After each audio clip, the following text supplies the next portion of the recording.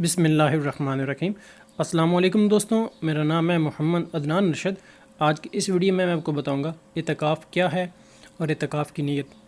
इतिकाफ़ का मतलब ये है कि आप दुनिया से अलग होकर ख़ास अल्लाह ताला की रज़ा के लिए मस्जिद में ठहरें, कुछ दिन के लिए ठहरें, उसे इतिकाफ़ कहते हैं।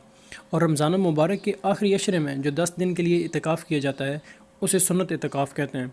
उसकी नीयत ये है, नवैतु सुन्नतल इतिकाफ़। सुन्नत इतिकाफ़ की दो शर्तें हैं। एक कि आप जब इतिकाफ़ बैठेंगे तो आपको रोज़े रखने होंगे, और सेकंड दूसरी शर्त ये है कि आपने मस्जिद में इतिकाफ़ बैठना है।